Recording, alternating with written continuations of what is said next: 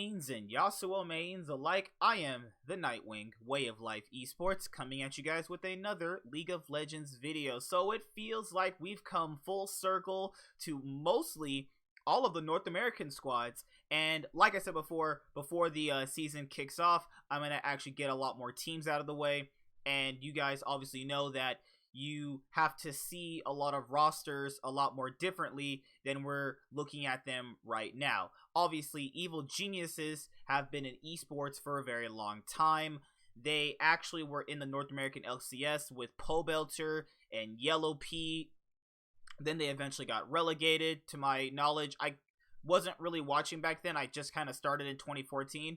This was when the North American LCS was kind of all over the place, kind of like a lot of the other regions when they had, like, you know, the relegation system. So teams came in, they came out. There wasn't really a lot of staying power with the orgs, and a lot of these new orgs started to come back to the North American LCS, as we saw Immortals, Dignitas, Evil Geniuses, and we're seeing how this really is going to actually affect the North American LCS when we have a team and org like Evil Geniuses who want to obviously make their stamp on the scene coming into this split. So there's quite a bit to really go over with the roster, because there is a lot of things that a lot of people are going to look at basically on the surface level and go, well, they have a lot of firepower, they have a lot of underrated players, they have a lot of players with a lot to prove, and that's all fine and dandy.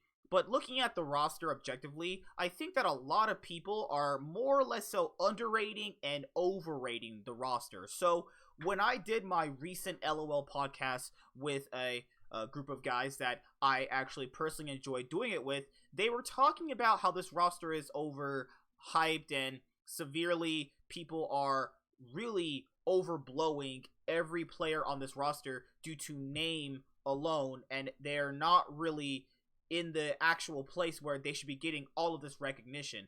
The only player that should really have any recognition on this roster is Finskaran, and that's the person they obviously said was really good.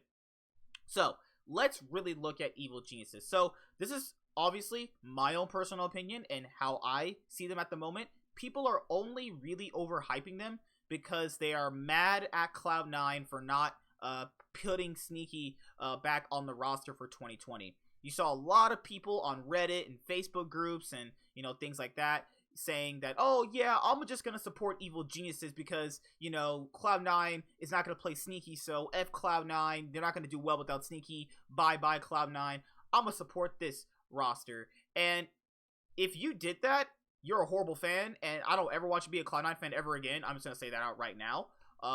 And, you know, I was really excited for Evil Geniuses to put together an incredible roster, and then you get something like this. And Evil Geniuses is always branded about, you know, obviously being evil, and they want to take over the LCS with their Master Evil plan. See, I'm not really too sure about that, because you have a lot of inconsistent pieces, a lot of not dominant solo laners, a lot of players that are coming off a pretty off season. But let's break it down. So let's start actually with the bot lane, which is actually the most crucial point of the team, in my own personal opinion. If Bang and Zeyzal are basically the same players that they were during this year in 2019, in 2020 spring, they are probably going to be middle of the pack in terms of bot lanes. I think that if you look at how Zeyzal wants to play the game versus how Bang wants to play the game, it's actually fairly similar. They go for more scaling champions. They like the playmakers. They like to pop off in team fights. Zeyzal is a huge shot caller, as he was on Cloud9, as a lot of teams for most of the major regions like to have their shot caller in the support position to be very vocal, so the other players can overall, you know, focus on their lane, and then when it needs to happen for a team fight situation, they can overall get the team in the place they need to for the objective or the team fight when it is ready, or smaller skirmishes, as you would like to put it out. But looking from Zeyzal's pro view,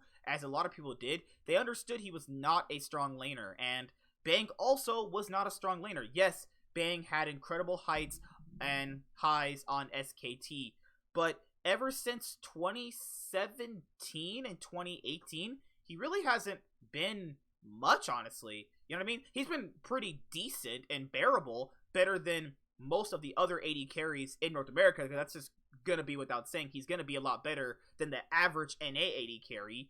But looking at how Bing and Zeyzal are going to be basically the exact same player, it's just a simple fact of the matter of they're just in different roles. That's how I see their bot lane. If their bot lane is just as passive as a lot of the other bot lanes are probably going to be, due to, obviously, they need to build synergy. Zeyzal has to figure out what Bang likes to do in lane, and then Bang has to be able to function with Zeyzal, and the same issue comes up with the 100 Thieves situation. So at the beginning of the year, I talked about that 100 Thieves was not going to do as well as people thought, and I knew they weren't going to do as well as Cloud9, even though people swore up and down to me that Cloud9 was going to be worse than 100 Thieves due to their star power in their lanes. People need to understand, you can have better players in every single position, but if they are not synergizing well, it doesn't mean anything. And this is the exact same scenario, other than the fact that you have Zeyzal, who is considerably to Bang maybe an upgrade. But that is also hard to say because we don't know the system that 100 Thieves was actually using for their roster at that current point in time. I think that if this part of the map is actually not going to be that good, they're going to be probably like 5th place. I think that this roster on paper should make playoffs. Outside of that, we have to look at the top side of the map, which I'll get to in just a second. So overall for Bang and Zeyzal, they're probably going to have a pretty lackluster spring split. I just can't factor in 2 players never playing together, having the best synergy. And the reason why it's worse with them is because you have to factor in that they can't speak to each other.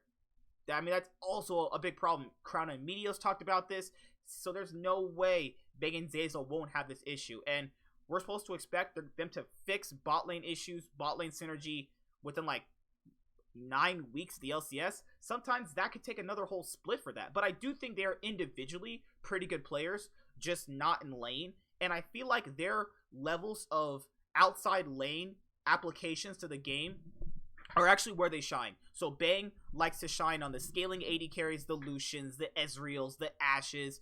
Zeyzal likes to play the playmaker supports, Alistars, the Threshes, you know, like the hook champions and stuff like that. I don't think he really sufficiently was able to play the mage supports really well. I think he always sufficiently played the playmaking supports better than a lot of the other supports in the NALCS were actually able to do. So their bot lane has a lot of potential, but right now I'm going to rule this as just an average bot lane with room to grow. So let's look at Jizuke. So Jizuke, in my own personal opinion, is a clear downgrade from Pobelter or Demonte, who could have been in their spots. You know what I mean? No offense to Jizuke. A lot of players like to have this really good year, and then you have a slump year, and then people like to really kind of mold this player back into what he can be. Now, we don't really know the system of what Vitality was actually doing to run the roster for 2019, but we do know that it didn't work. You know what I mean? So I don't really care if he had to sacrifice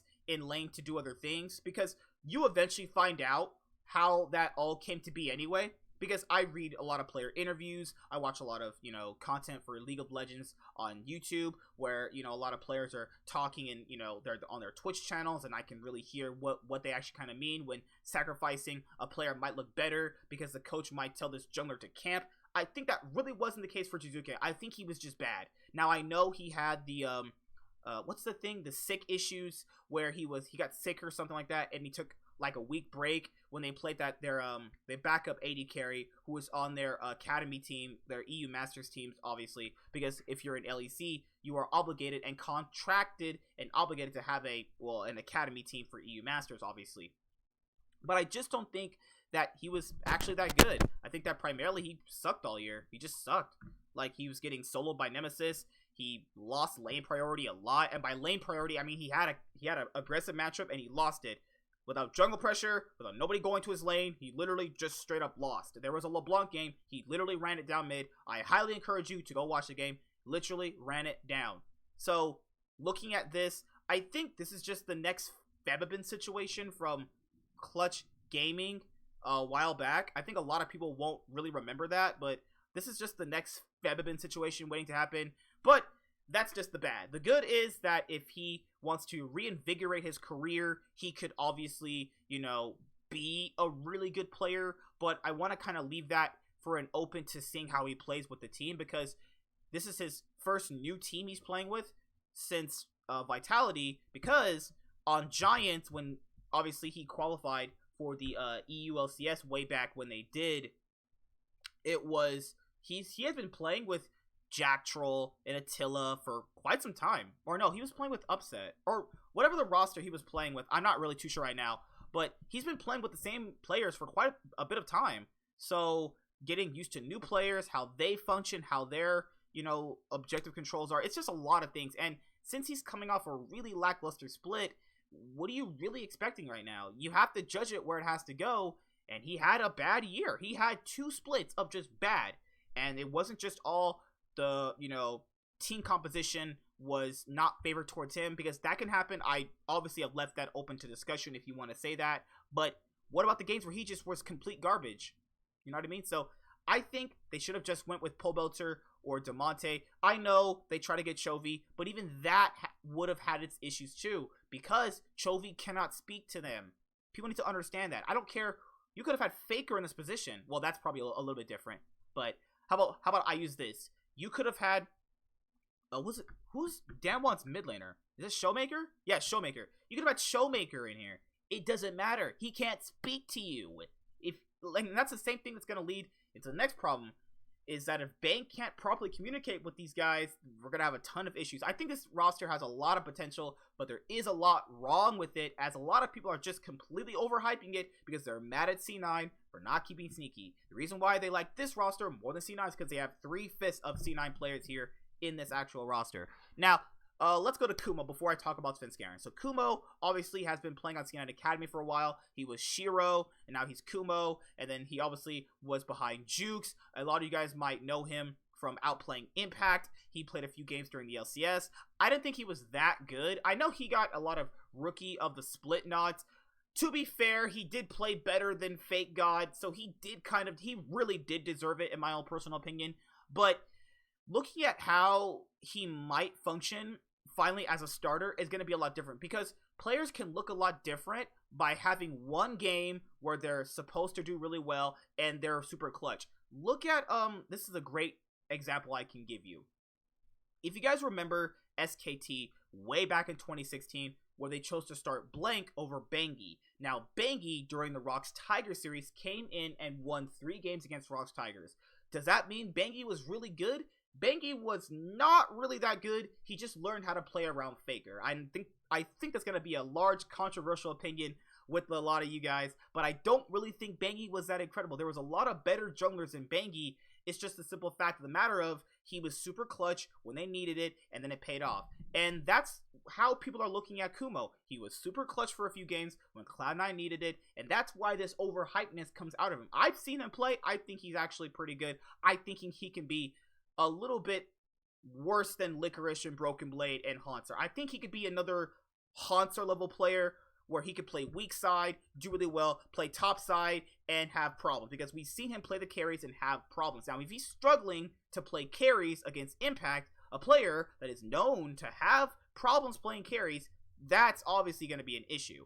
But I feel like he can blossom into a really good player like Viper, like Haunter, like Licorice. I do have a lot of faith in him, and I'm really glad he actually gets the spot to start. I've been looking at him and watching him play for a while, and I'm super glad he finally gets his chance. The best player on Evil Geniuses, without a doubt, 100%, is Svenskeren. He is the reigning MVP of the LCS. Now, this is the issue with Svenskeren, is that which Svenskeren do we get during the regular season? MVP level, or do we get Svenskeren when he was on SK Gaming, or when he was on TSM, or, you know what I mean? Like, or do we get to Svenskeren from 2018, like 20 or early this year? He was not actually that good. It's just he's pretty much a coin flip, for a lack of better terms. He is a decent coin flip player who has the high highs and really low lows. But also in this roster, he has to learn how to play around effectively 3 new players. I mean, yes, he's already played with Zeyzal. He's already played with Kumo for a little bit anyway. But learning how this roster wants to function, learning how the coach wants to have the team function, learning how the analyst wants to prep the games, it's all going to be a lot different. And I just can't expect that all to come together in one split with 9 weeks and like maybe potentially playoffs on the horizon. Though he is the best player on their team, and if Svenskeren has to carry corpses, we know he can do it.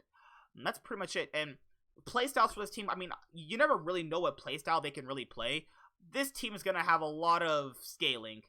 And, you know, scaling's not the meta, but these players are going to start playing scaling. Jizuke is going to be a very aggressive player, and it's going to either pay off really well or it's going to pay off really bad. And that's pretty much my thoughts on Evil Geniuses. I don't think they're as overrated as people are saying, though they are overrated in terms of player name, pretty much just besides Svenskeren, because a lot of these players have not really had that great a year. Most of them are coming off really disappointing years, and their best player has to effectively learn how to play around all these players, what style they're going to play, and just basically a lot of things that come with a new org. But this roster does have a lot of good things about it. I think pretty much post-laning phase. Post-laning phase, this is a really scary team. And looking at who's going to most effectively be the shot caller, it's probably most likely going to be Zeyzal. Now, mid and jungle synergy is going to be pretty easy for Svenskeren. I'd imagine he wouldn't have any problems playing with EU mids. He did it with Niski, Bjergsen, Jensen. You know what I mean? And he's back in the day with SK Gaming, he played around that EU mid as well. He knows how to play around EU mids. But Jizuke just might be a little bit more different. Jizuke might not like what Svenskeren is doing. And all these problems arise with the new roster that nobody really likes to bring up. But that is my Evil Genius video. Let me know which team I should cover next for the NALCS. I have Dignitas, and then I have CLG to cover. Yeah, I only have 2 more. And Immortals. I have Immortals, Dignitas, and CLG. I'll probably end up doing one of those guys before I do CLG. I think they have the better roster. Oh, FlyQuest. How could I forget that great organization, right? So I'll see you guys later. Like, comment, subscribe. Most of all, enjoy. I'm the Nightwing, and Way of Life Esports is signing out. See you later. Hi there, guys. Be sure to like and subscribe to the channel for more stuff. Yeah, thank you.